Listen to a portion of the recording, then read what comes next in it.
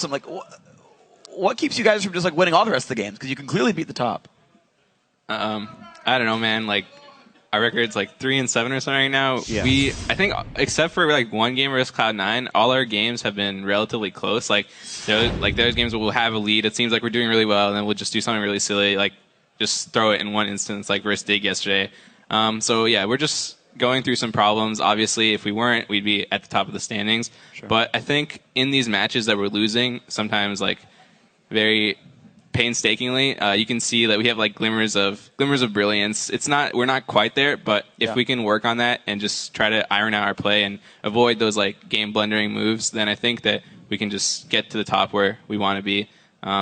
We beat Dig, we beat LMQ. We've been giving all these teams like pretty good games.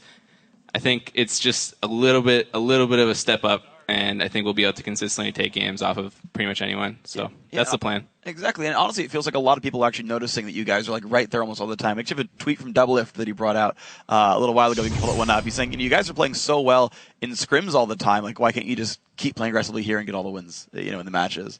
Yeah, definitely. What do you think about that? I definitely think it's just like a mindset thing. Like at LCS, if there's like a 50-50, we're just normally like on the passive side of it. Where in scrims, if there's a 50-50, we're always trying to push our limits, trying to go for it. And we just need to play with more of that mindset in LCS, and I think everything will go better. Yeah, I agree with that. Speaking of your mindset, coming into picks and bans in this game, you guys seem to get a fair bit of stuff. Braum has been 100% pick ban in LCS, and you got the first pick Lucian. Were you surprised you were able to get the Kassadin and the Braum and the Lucian all on the same team? Well, yesterday Kassadin was left through and just not even picked or banned in 2 of the games, and we kind of figured LMQ might have a counter pick ready, but we didn't first pick it because we still valued Lucian over it, especially because we banned out 2 of Vasily's main AD carries, so just put him on something he's a little bit less comfortable on. And then, Kassadin is something that I played forever. I knew he'd probably be countering it. I was kind of guessing it might be a Pantheon, and early game, after like those few 4-man roam squads, I was a bit behind, but still managed to get back to the point where Kassadin can become relevant, and we're able to clean the game up. Yeah, and kind of the beginning of you guys getting relevant, we have a replay from the mid lane fight where you finally started to get going. Let's pull this up on the screen, actually, right now. And Voibo kind of walked me through. You guys are down 3-0 at this point. Yeah, You guys find a window. So we knew Pantheon's flash was down. We were calling it. We saw him on the ward coming through, and Dom was just like, this guy's flash down. Like, I can get it. I can get the flash cocoon. He goes for it. We nailed the kill. We just insta-burst him, and then Mora was also getting stunned. He used his shield on Pantheon to save him, but we just killed him, and then we got another free stun on Mora. So I TP'd in, just in case they tried to commit fully to the fight, but we just ended up getting 2 free kills, getting Dragon, and just taking control of the map after that point. Was that kind of the game plan then when you guys were behind, like against this roaming squad and a pretty early game focused team? Was it turtle it out, look for the picks at some point, they're going to get too aggressive, and just wait for that moment? Yeah, definitely. I definitely think that like our comp outscaled theirs. Yeah, sorry for cutting you off, boy, but unacceptable. Our comp outscales them, especially with Kassadin. Kassadin's able to like build a lot of armor items and still do a decent amount of damage and have a chase potential. So if you look at Voi's build at the end of the game, he had Frozen Heart, Frozen Fist, Randuin's, and Tabby. So we knew that if it got into a late game scenario, we'd be able to pressure them. We'd all be able to like stack armor, and they wouldn't be able to hold us. So eventually, if we just got through the early game, we'd be able to outscale. Some of their champions are actually kind of mixed damage champs, right? You've got Corki on one side, Jax over there as well, maybe even Morgana to a certain extent. Was there any concern it's like, well, we got to make sure we keep these guys down, or was it like, we just know with like a bunch of randoms we'll be okay?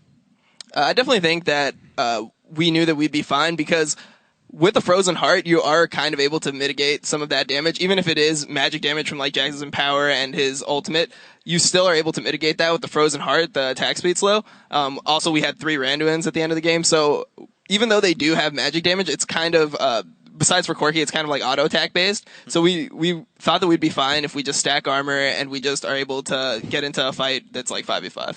Yeah, and speaking of the 5v5 fight, we have the bot lane kill on Ackerman that exploded into a big team fight. It was really when you guys took control of the game. We can pull this clip up on the screen. Dom, actually, walk me through this one. Of course, it says Void Boy's initiating, but go for it. So Void's going in here, and he's calling, I can slow him forever. I have got a Frozen Fist. Just chase him down. So we're like, okay, everyone start collapsing because we know that this could turn into a fight. We know Pantheon is ulti. So we chase him down. We start going on Jax. It's kind of hard to kill for us at this point. And once we see the Pantheon ult, we call that Pantheon is extremely squishy at this point. He has full damage. So I cocoon him, and we immediately turn to Pantheon. We try to kill him. We get a Braum stun on him. He's able to get off next to no damage in the fight. Then we're able to snowball that into 3 more kills and then Dragon. So you guys did like a phenomenal job of just kind of saying, okay, we feel like we're strong enough now, and turning it on. Did you know that, like, at what point during, champ select or loading screen of the game were you like, okay, we know that, at 35 it's good to go? It wasn't necessarily a point.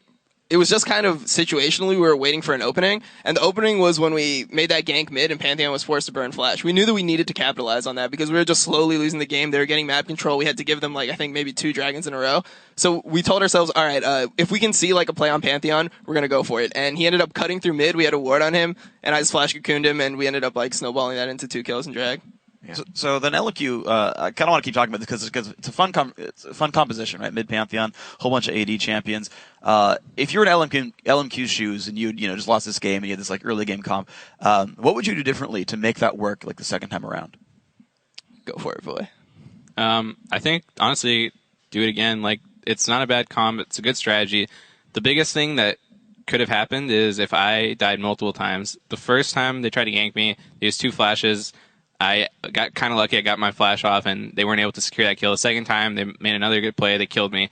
At that point, Pantheon was so ahead of me, I could barely even farm. And honestly, if they just maintained that lead, they were getting dragons. They had map control. They just had to avoid getting picked because that's the only way we can easily get back in the game. We can probably stall out, but the longer the game goes, when they have map control and they're getting free dragons, the bigger the differential is between the 2 teams. So it just makes it harder for us to even get those picks. Because like if we waited 5 more minutes, that initiation on Pantheon might not have worked because their whole team would be stronger and ready to capitalize on it. So I think they just had to avoid making plays like those, and then obviously just try to play the game out as they were doing it because they were pressuring us pretty hard. Like I could barely farm mid when Pantheon came back mid. He had like a BF sword and a brutalizer, and the jungler and the support were just roaming everywhere. It was actually a pretty difficult game for us. But honestly, they could have maintained their lead and closed it out. Yeah, you guys did a good job to weather the storm and come back. And 3-7 now, as you mentioned at the start. You guys face Cloud9 and CLG next week. But as far as you guys beating up on good teams, it should be completely fine. How are you actually going to be preparing for this next week with your problems and your mistakes in mind that you've been improving against LMQ? I think it's really hard for us to fix our mistakes, primarily because our scrim records are always so good. So we'll come into every week just winning maybe like 75-80% of our scrims, and we'll think that, oh, okay, all of our problems are gone now. Like, we're playing aggressively, we have much better champion pools this week, and everything's going to turn around. And so far, we've just been disappointed. Like, every week after our performances, we watch our games over, and it just looks like we're doing nothing. It just looks like we're just waiting to lose the game. So I definitely think that going into next week, we're gonna remember this game. We're gonna remember how to play aggressively. Like, I know personally, something that I've been doing now is just getting more emotionally pumped up into the game. Like, I've been listening to like music before the games and just trying to get myself in the mindset. Like, yeah, I'm just gonna go out there. I'm gonna try to like make plays and try to get stuff done. And I think that that's like what's working for me. I think like everyone's just gonna feed off each other's energy. When team morale is high, I think that we'll all just like feel in the zone. And if we can be as confident as we are in scrims in LCS, then I think that would be like the biggest thing for us. Yeah, it'd be good to see you guys playing continually aggressive. Maybe the MVP can be the final countdown for you guys pumping you up for the games. Guys, we're going to take a quick break when we've still got more games to come, of course, throughout the day. 3.5 minutes. Complexity is going to take to the Rift in battle Team Solo Mid. Don't go anywhere.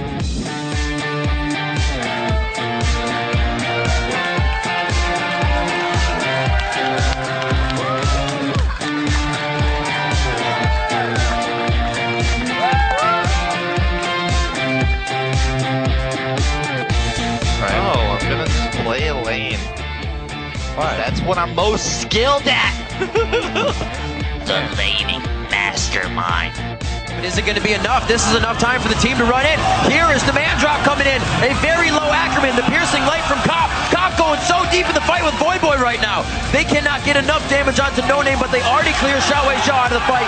But I think No Name's going to get hit up one more time. The Force Pulse is there. Xiaowei Xiao. This is a 2v2. Now the Glacial Fisher in the 3v2. 4v2. Coming out of nowhere as Cop throws down the authority. I got a cocoon on Vasily. Okay. Yeah. Vasily. I'm on No Name. Yep, No Name. Ackerman in the back. Jackson in the back. Jackson in the back. I got a cocoon on him. Yeah, I got some more. Really nice. We can end. End the game. That's it, baby.